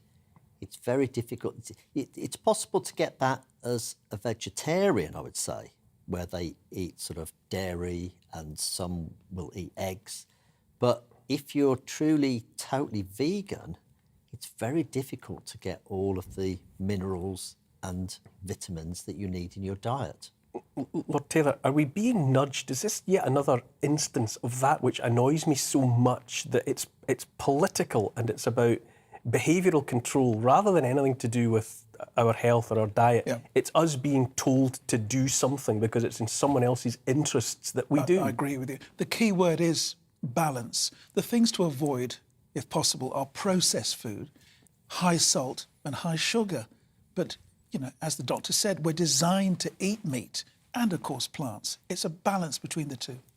To me, it's all about, I keep harping on about it, but to me it makes absolute sense that you have to eat locally. You have to put yourself in a situation, and as communities we should be in situations where we are eating from that which is grown and raised, I don't know, within a few tens of miles of where we live. And I think therein lies the solution. Well, I always get my food from LA, Lower Acton.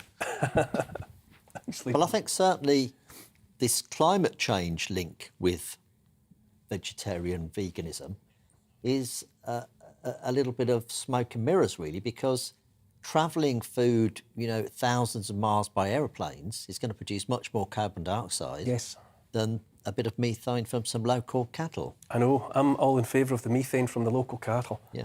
Now, moving on, a new report has found babies can suffer psychological trauma when their environments seem to threaten them or even the people looking after them. Experts say such trauma matters because babies' brains are especially plastic, which is to say likely to be permanently affected by what happens while they're in their mother's wombs and during their earliest days, weeks and months after they're born. What happens then affects all that happens next. And 84% of professionals are, according to the report, of the opinion that the UK government is not doing enough to protect babies from the impact of trauma. Joining me now is Sally Hogg, Deputy Chief Executive Officer of the Parent Infant Foundation, the group behind the report. Welcome, Sally. Thank you for joining me. Hello, nice to talk to you. This is obviously an interesting subject and also very affecting, given that we're talking about the very youngest lives that haven't, in some senses, even actually begun, you know, pre-birth. So a baby is affected by stress, trauma, even while in the womb. Is that right? Yeah, so there's evidence now that shows that when mums have high levels of stress or mental health problems in pregnancy, that can affect the chemical composition that babies are exposed to in the womb, and that affects babies developing stress response systems, which influences when they're then born how they respond to the world around them. And so, for example, one study showed that if mums were in the 15% of the population with the highest levels of stress in pregnancy, it doubled the chance of their baby having a mental health problem when they're a teenager.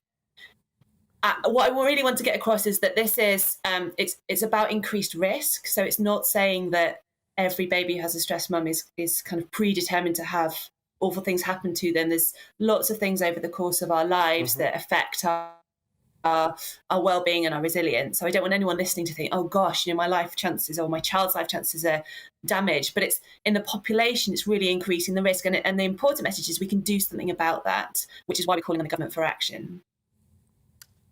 How can you measure it? How does a traumatised newborn present? Are you talking about taking, I don't know, bloods and measuring hormone levels? How can you know that a baby's in-womb experience has left it with measurable psychological impact? Well, we don't know some of these things until later, but there are things we can see in babies who have been exposed to high levels of stress and trauma in their lives. So one example is that babies they're born ready to connect. So if you look at a little baby, they'll very often look at the face of grown-ups around them. They're trying to make those relationships. Very quickly, babies who are in situations of abuse or neglect will learn that those relationships are not rewarding, that it's not necessarily helpful for them to look at mum or dad or a caregiver's face, that might be scary for them. And so they'll start looking away, or they'll become what we call hypervigilant and kind of maybe quite stressed and tense in their body. So it's very subtle things, because we're talking about tiny babies. Obviously, they can't tell us that things are going wrong. But when we've got skilled professionals, they can often see in very early babies' relationship behaviour and their relationships and how they interact with people, something's not quite right here.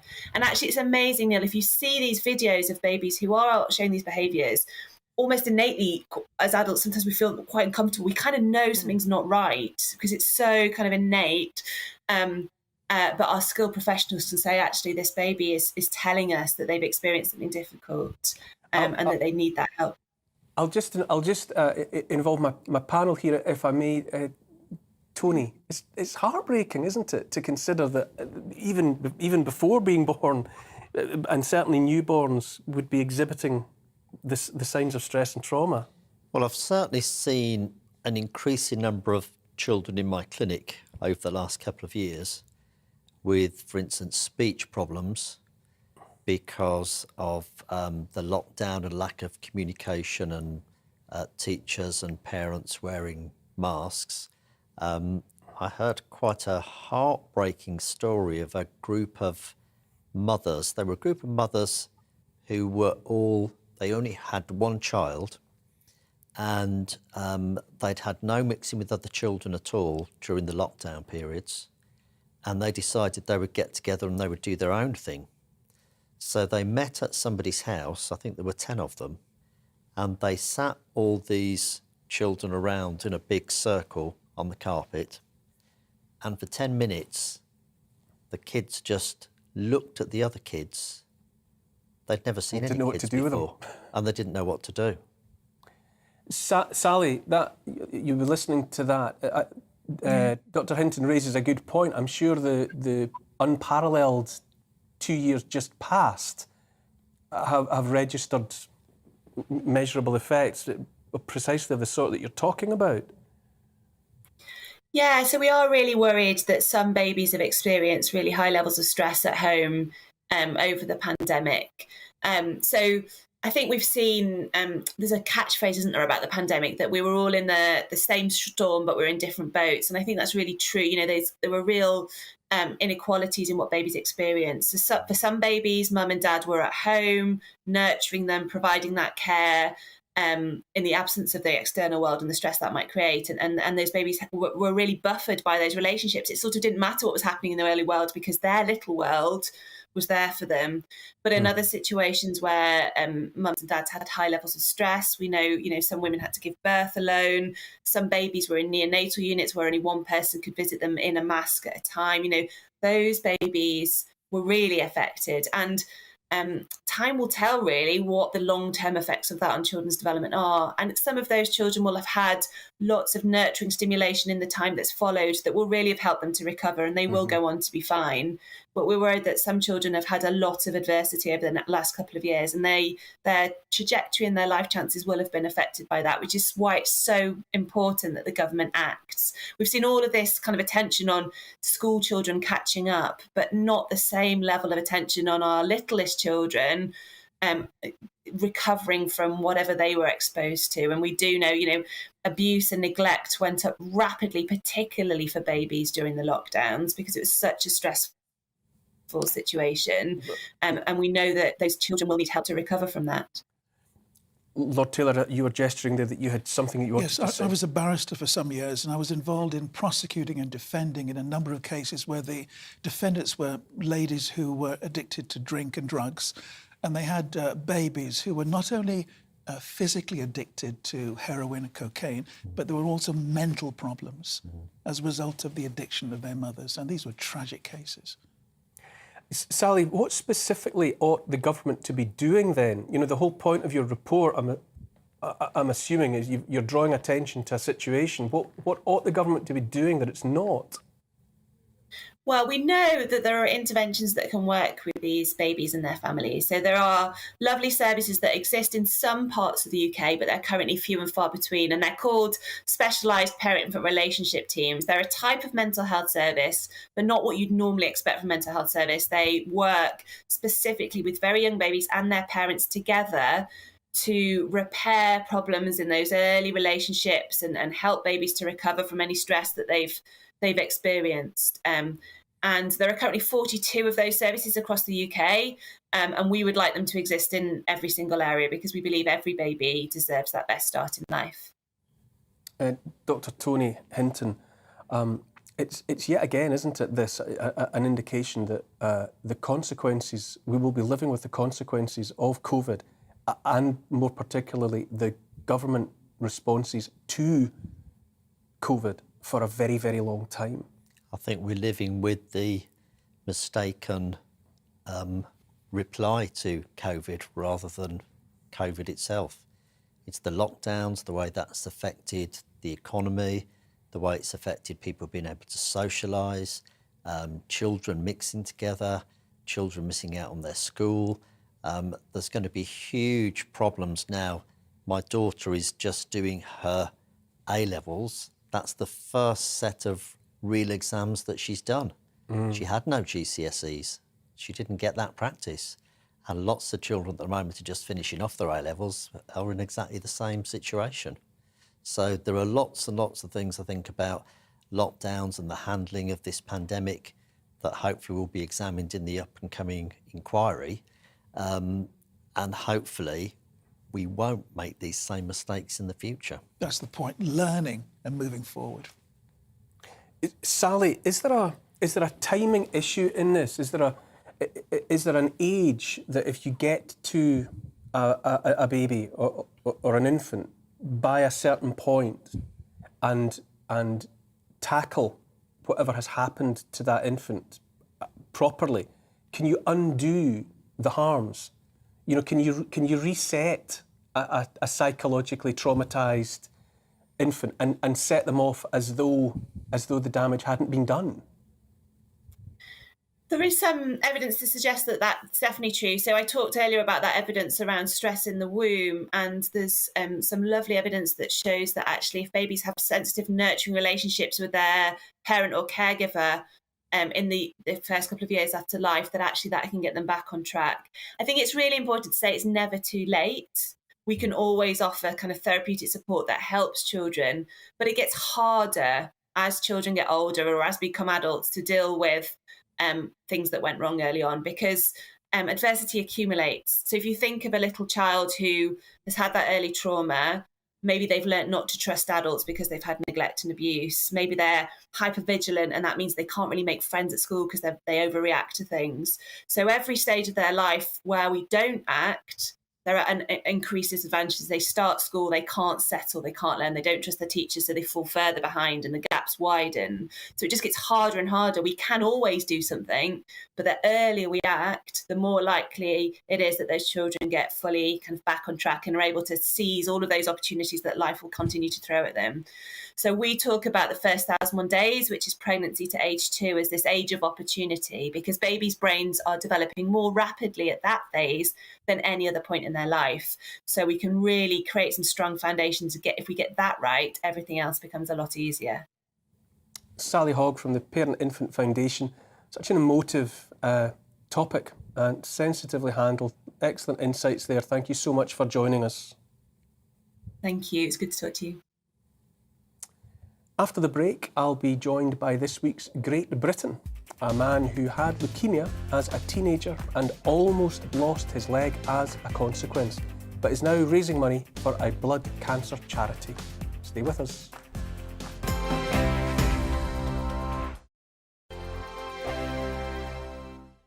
We are GB News. We're right across this great nation. On TV, on radio, on digital. Absolutely everywhere. We don't talk down to you. We embrace all voices.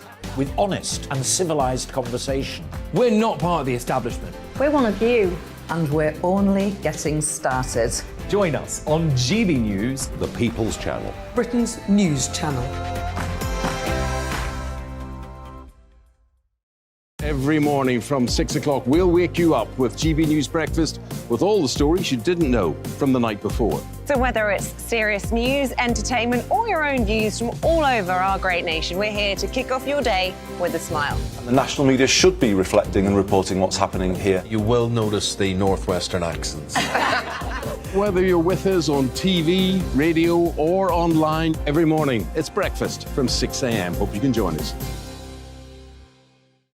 Join us for Ministry of Offence, the comedy panel show that's just like the news, in that the left fights the right and it doesn't really seem to matter who wins. We cover the big stories. It was in fact a troop of baboons and not angry vegans. I like that. And the really important stories. Fat naked cow gets stuck in swimming pool. It's a headline in a lot of local newspapers. Yeah. We're on the same team, Nick. Yeah, but I'm just helping you. Join us for Ministry of Offence, Saturday nights, 8 o'clock on GB News.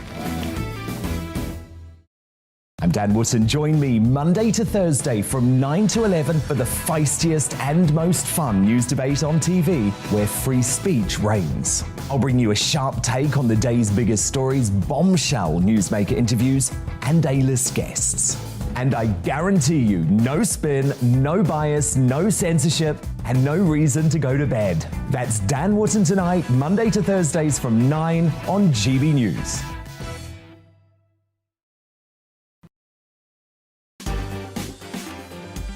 On Mark Dolan tonight, in The Big Question, does Britain still have a class system? To debate this, I'll be joined by legendary historian Dr. David Starkey. My Mark Meets guests are the iconic music duo Right Said Fred, who'll be talking fame, making money, and their criticism of COVID measures. Reacting to the big stories of the day, my panel of journalist Peter Edwards, actress Daniela Westbrook, and Sun columnist Tony Parsons. Plus, in my big opinion, at this time of economic crisis, strikes aren't just foolish, but deeply immoral. See you at 9.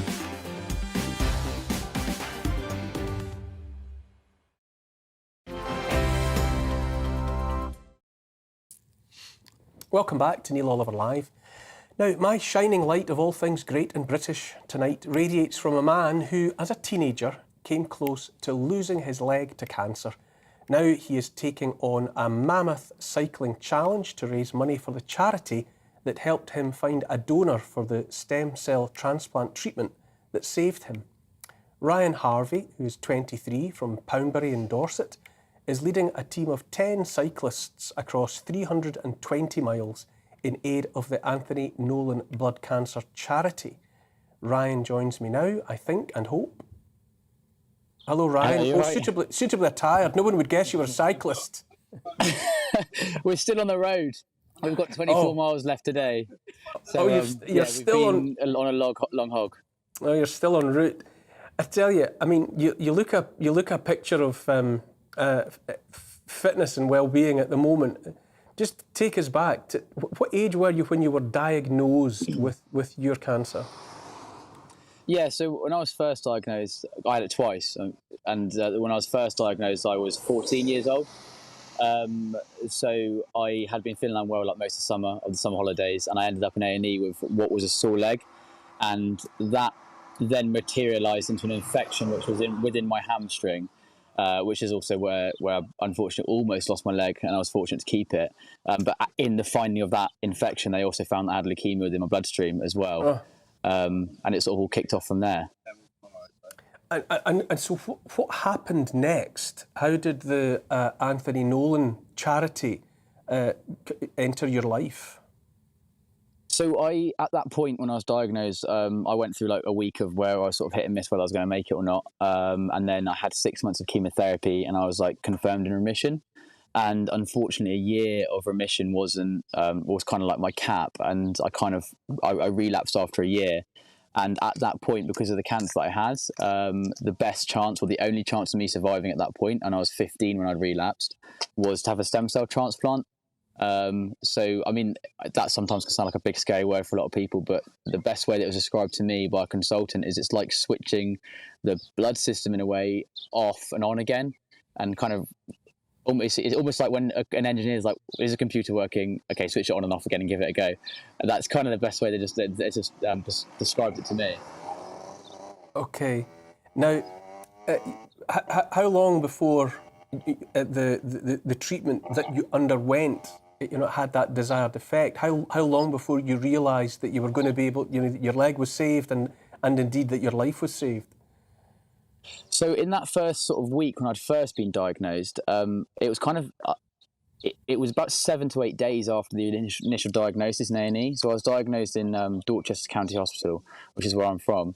And I was sort of jetted up to Southampton General Hospital where I'd start my chemotherapy. And then I underwent an operation, and the surgeons went in kind of blindfolded. They didn't really know what they're looking for. And they opened my leg up. And my mum was sort of told that I'd either come up without a leg or I wouldn't come up from the operating theatre at all. And I can only imagine the look on her face when 4 hours later I came up with my leg and they said, we've cleared the infection and we think it's going to be okay. Now, this that you're doing now, you're obviously en route. You're on your way raising funds, but it's not a one-off effort by you, is it? This ongoing connection that you have to the Anthony Nolan charity. Yeah, and sometimes I question why I keep doing this every year to myself, but it's because it means so much to me, and I love the team we've got here. So every year now, around June, which is when I went in to have my stem cell transplant, this is kind of really close to the anniversary. 1st of July is the day that it happened. 11 days prior to that, I went in to start my conditioning treatment for it. So every year around that time, I go and set myself a ridiculous challenge with a load of other people. Last year we did the 3 peaks. The year before I cycled around Dorset, did 264 miles in 8 days.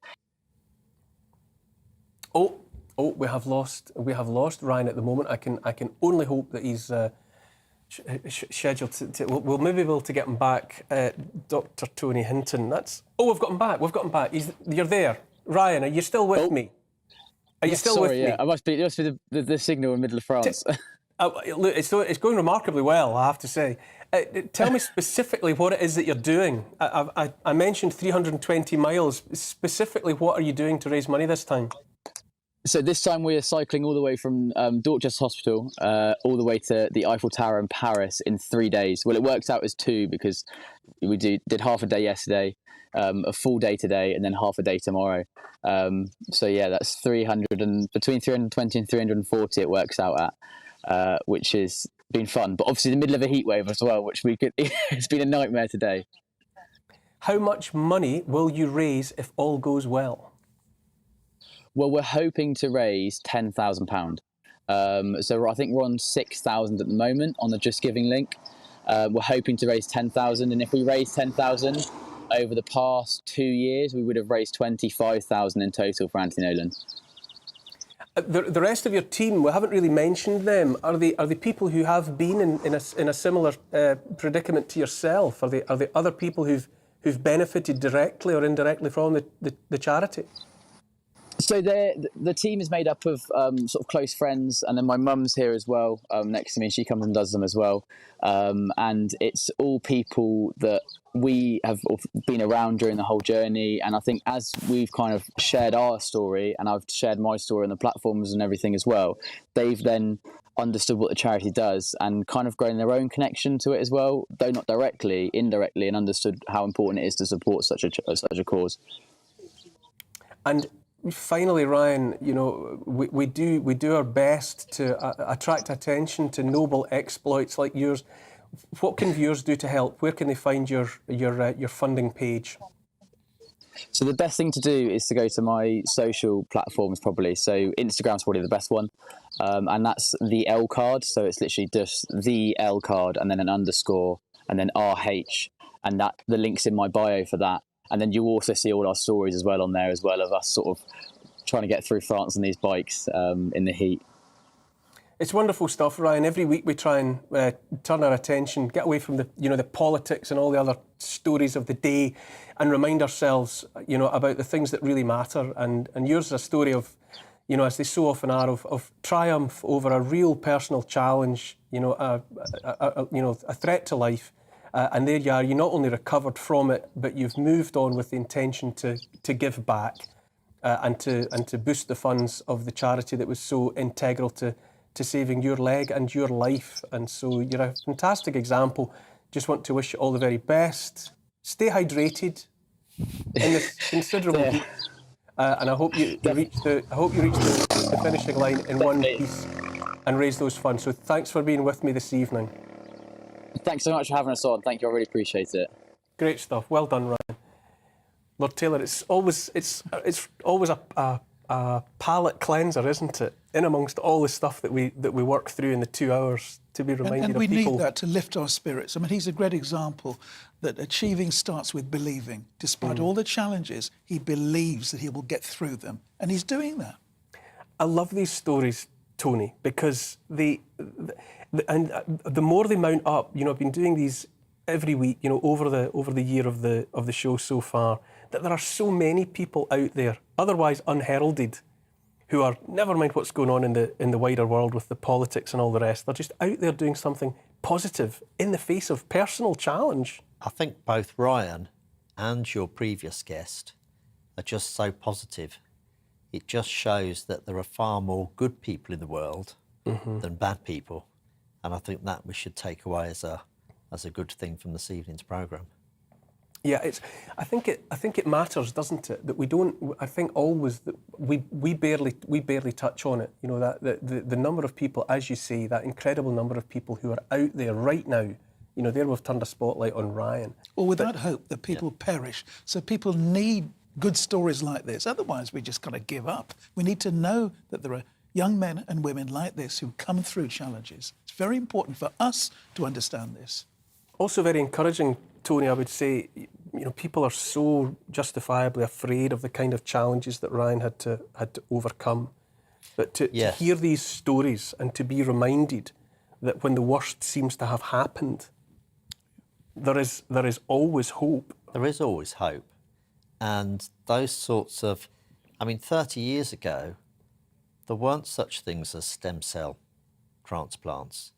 Medicine is progressing sort of all the time. And, in the future, who knows what we'll be able to do. But it's a very positive story.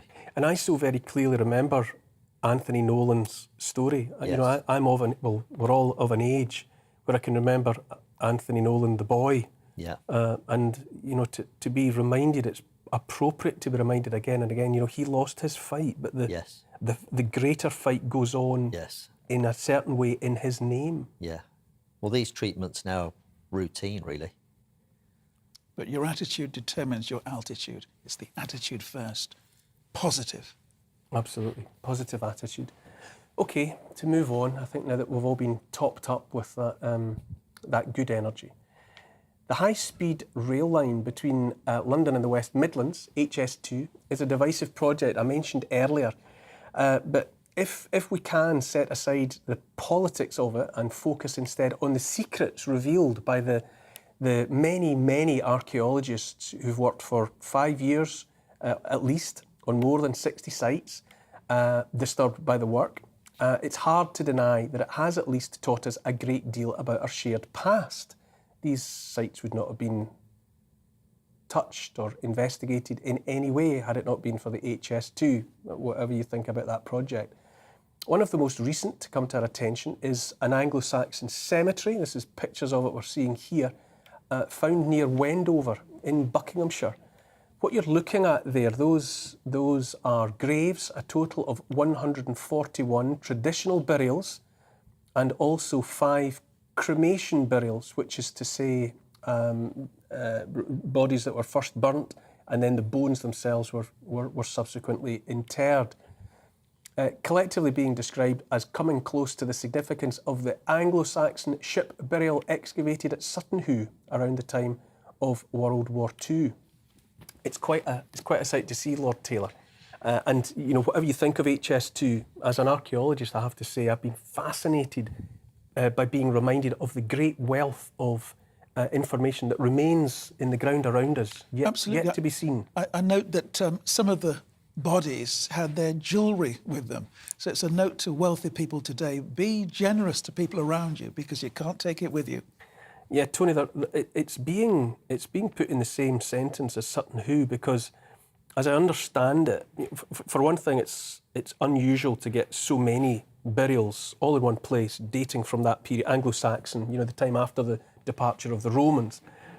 And even where Anglo-Saxon burials are found, it would most routinely be the case that you'd get most of the bodies would have gone into the ground with nothing. Yep. And maybe a handful would have a comb or a bead or some trace. But so many of these are richly appointed. One female skeleton with a vast array of goods, including a complete ornate pale green glass bowl, thought to have been made around the turn of the 5th century. So she was high status. And she also went into the ground with rings, brooches, iron belt fittings and ivory objects. And for this reason, you know, it's turning a real light on that period that's otherwise known as the Dark Age. I think all the things that were buried with those people allow you to build up a picture of the actual person, much more interesting than just finding a skeleton alone. And it almost tells the story of that particular person. And I think you can relate more to them. And as you say, was that really the Dark Ages when you see the things that they were doing? And I get the impression these were the wealthier people, you know, with all their jewellery, which they couldn't take with them. You know, we have to learn from the past, but not live in it. You know, what do we learn from it? But not. I don't think we should be obsessed with it, though. I think what we learn, where you have these encounters, you're reminded of the humanity of the individuals. You know, because when you see that there's the human remains themselves, but then when they're accompanied by pieces that were obviously put into the ground by those they left behind, you know, they didn't do it for themselves. And so you get a sketch of a person's importance to the people left behind, and that transforms them from someone from the distant past to someone we can recognise. Well, that's all from me on Neil Oliver Live this evening. My thanks, as always, to my panel, to Lord Taylor of Warwick. Thank you so much for being with me again. And to Dr. Tony Hinton, likewise. Pleasure. Always lovely to see you and to have your insights. And to all of my guests throughout the 2 hours. I'll be back at 6 o'clock next Saturday. Next up, it's the Ministry of Offence. Thanks for being with me. Looking ahead to tomorrow's weather, and the UK is looking fine and dry for many, but there will be some showers in places. Here are the details. Sunday morning is looking largely dry and bright in the southwest of England. It'll be a chilly start in the countryside. Skies will be cloudier in the southeast, with some showers possible in London, Sussex and Kent. These showers should gradually ease through the morning. A bright start to the day in Wales, with plenty of sunny spells. Feeling chilly at first, with temperatures as low as 5 Celsius in the countryside. A few light showers are possible in northern England on Sunday morning, particularly around Manchester. However, most places will have a dry and bright start to the day. Dry in northeast England in the morning and chilly in rural spots. It'll be a bright and breezy day along the coast. A cloudy start in Scotland possible, with a few showers first thing, but lighter winds compared to the last 48 hours. A dry start in Northern Ireland with some sunny spells at first, but perhaps a bit cloudier later in the morning. Most parts of the UK will have a dry start on Sunday, and it will be a fresher day for all, with temperatures around average for the time of year. And that's how the weather is shaping up during tomorrow morning.